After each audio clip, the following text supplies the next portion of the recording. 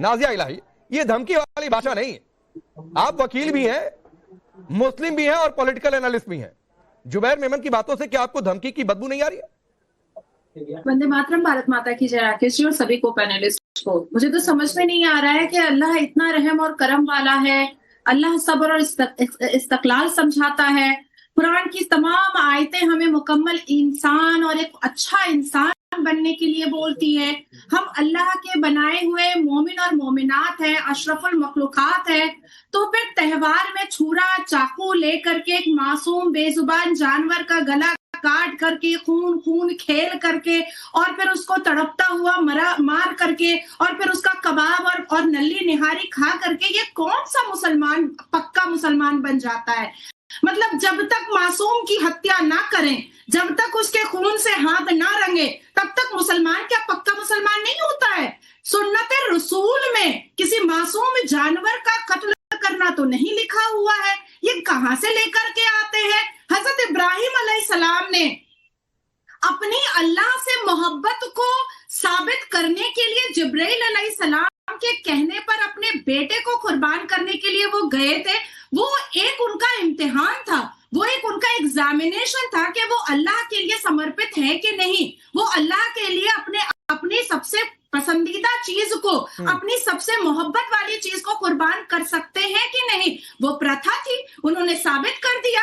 जिब्राइल अलैहिस्सलाम के माध्यम से एक दुम्बा आ गया और दुम्बा को फिर वहां पर कुर्बानी की गई। फिर इसको रिचुअल बनाने की तो कोई जरूरत नहीं थी, इसको रिफॉर्म भी किया जा सकता है। अभी ये मेमन साहब बैठ करके बॉम्बे से ये कह रहे हैं कि रोड पर कहाँ होती है कुर्बानी? होती है भैया, बिल्कुल होती है। आंगनाई में होती है, बालकनी में होती है, कॉरिडोर में होती है, कम्युनिटी हॉल में होती है, गली में होती है, ईदगाह मैदान में होती है, नमाज की जगह पर होती है, मस्जिद के बाहर होती है, मदरसे के अंदर होता है, मदरसे के बाहर होता है। तो ये क्यों हो रहा है?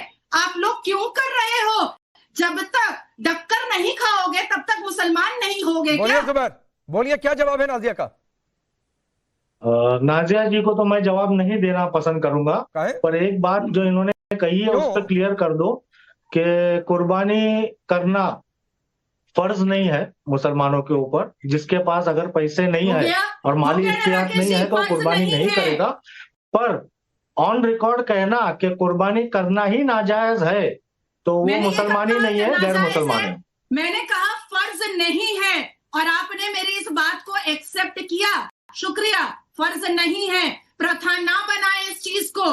जो हो गया वो हो गया। हजरत इब्राहिम ने अपनी मोहब्बत का प्रणाम दे दिया, एग्जाम्पल दे दिया। ठीक है। नहीं, एक दिलचस्प बात है मेहरदीन, नाजिया और जुबैर की बातों से एक निष्कर्ष यहां पर निकल गया और निष्कर्ष ये निकल गया कि ये कोई जरूरी परंपरा तो नहीं है, अगर मैं ठीक समझ रहा हूं। आप लोग दुरुस्त कर दीजिए। बात सुनी आपने, आधी बात सुनी। अच्छा, अगर कोई बकरी ईद का विरोध करता है तो वो मुसलमान ही नहीं है, गैर मुसलमान है। ये कहाँ लिखा है? कहीं लिखा है क्या? बैठी हूं मैं। नहीं, ये कहीं लिखा है क्या? मुझे नहीं जानकारी है, बता दीजिए अगर कहीं लिखा है तो। जो भी बकरी ईद को मानने से इनकार करता है वो मुसलमान ही नहीं है। अरे मुझे नहीं जानकारी है। एक मिनट नाजिया, जानकारी दे रहा हूँ आपको। हाँ तो कहाँ लिखा है? मेरी जानकारी थोड़ी बढ़ा दीजिए, मुझे नहीं पता है कहाँ लिखा है ऐसा। ये भी वीडियो नहीं है कि कहाँ पे रोड पे अरे जुबैर भाई जा रहे हैं वो वीडियो। अरे जुबैर भाई, मैं अपनी जानकारी थोड़ी दुरुस्त करना चाहता हूँ सर। कहीं लिखा है तो बता दीजिए ताकि मैं कहीं नोट डाउन कर लूं अपनी जानकारी। आपको वही बता रहा हूं मैं। मुसलमानों की 2 ईदें हैं सालाना, रमजान ईद और बकरी ईद। और इस ईद, दोनों ईदों को में से कोई एक ईद को भी अगर कोई नहीं मानता है तो मुसलमान नहीं है। नहीं, ईद तो मानेगा ही मानेगा। मैं कह रहा हूं बकरीद पर अगर कोई कुर्बानी नहीं देता है तो क्या वो मुसलमान नहीं है? मतलब ही कुर्बानी करना है सर, दूसरा कोई काम ही नहीं है बकरीद में। मैं जानने के लिए पूछ रहा हूं जुबैर भाई कि अगर कोई बकरीद पर बकरे की कुर्बानी नहीं देता है तो क्या वो मुसलमान नहीं कहा जाएगा? अगर बकरी ईद पे वो बकरे की कुर्बानी ये कह करके देता है कि मुझे बकरे की कुर्बानी देनी ही नहीं है और ये इस्लाम में रिचुअल ही नहीं है, और उल जलूल कहीं से भी कुरान को कोट करने लगे जैसे पहले महिलाएं कर रही थी, तो ये बिल्कुल गैर इस्लामिक है और हम उसको मुसलमान भाई। आपने जुबैर भाई अभी खुद ये कह दिया कि परंपरा जरूरी नहीं है, फिर आप कह रहे हैं कि जो ना माने, जो ना कुर्बानी दे वो मुसलमानी नहीं है। तो भाई ये दोनों बातें नहीं हो सकती है मेहरदीन। मैं मेहरदीन से पूछ लेता हूँ। मरोड़ रहे हैं। अरे रुक जाइए, आप तोड़ मरोड़ रहे हैं। नहीं, मैं कोई तोड़ मरोड़ नहीं रहा हूं, मैं सिंपली समझने की कोशिश कर रहा हूं। चाहे वो बकरी मुझे नहीं पता है, मैं सिर्फ सिंपली समझने की कोशिश कर रहा हूं और जो समझा दे। रुक जाइए, मैं मेहरदीन के पास जाता हूं, हो सकता है वो समझा दे। आपको नहीं पता है तो हाँ, तो मैं सुन ही रहा हूं ना, और क्या कह रहा हूं, मैं मना थोड़ी नहीं कर रहा हूं। स्टेटमेंट मत दीजिए। अरे जुबैर भाई, मैं कोई स्टेटमेंट नहीं दे रहा हूं, सिर्फ समझ रहा हूं। रुक जाइए, अब मेहरदीन मुझे, अरे रुकिए भाई प्लीज, जुबैर भाई रुक जाइए, आपको जानकारी की कमी है तो जानकारी लीजिए। हाँ, तो ले ही रहा हूं जानकारी, मैं मना थोड़ी नहीं कर रहा हूं। रुक जाइए, अब मेहरदीन दो बातें आ गई। इन्होंने कहा कि बकरीद बिल्कुल पर्व मनाइए, लेकिन बकरीद पर क्या बकरे की कुर्बानी जो ना दे वो मुसलमान नहीं कहा जाएगा? मेरा सवाल इसलिए क्योंकि बड़ा कंफ्यूजन क्रिएट कर दिया नाजिया और जुबैर की बात। आप वापस से गलत बोल रहे हैं। अरे पूछ लेने दीजिए ना, मेहरदीन भी बता लेंगे, वो भी मुस्लिम है। वापस से गलत बोल रहे हैं। उनको भी आपसे कम जानकारी नहीं होगी इस्लाम के बारे में। ठीक है, मुझे जानकारी नहीं है, अजय गौतम जी को जानकारी नहीं है, लेकिन मेहरदीन को आपसे ज्यादा ही जानकारी होगी या आपके बराबर होगी। रुक जाइए, बोलिए मेहरदीन।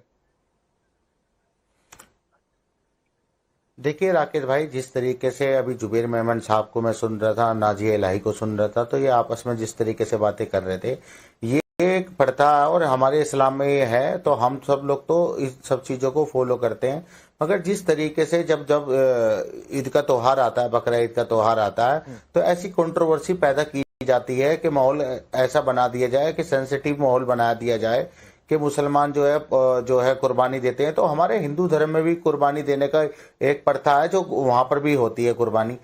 तो जिस तरीके से सारे धर्मों का अपना अपना एक वो होता है, जिस तरीके से वो चलते हैं, तो वो सारी चीजों पर हमें इन पर तो मैं कहना चाहूंगा कि राकेश भाई, आपको डिबेट भी नहीं करनी चाहिए थी, और इन सब मुद्दों पर जो है एक्सपर्ट को, आपको जो मुस्लिम हैं हमारे और जो हिंदू एक्सपर्ट हैं उनको बुलाना चाहिए था। वो इन सब चीजों पे अच्छे से रोशनी डालते। क्यों ना करें? हम तो पॉलिटिकल लोग हैं, हम तो पॉलिटिकल बात कर सकते हैं। और मैं मानता हूं, सुनिए, एक मैं अपना टेक दे दूं फिर आगे बढ़ता हूं।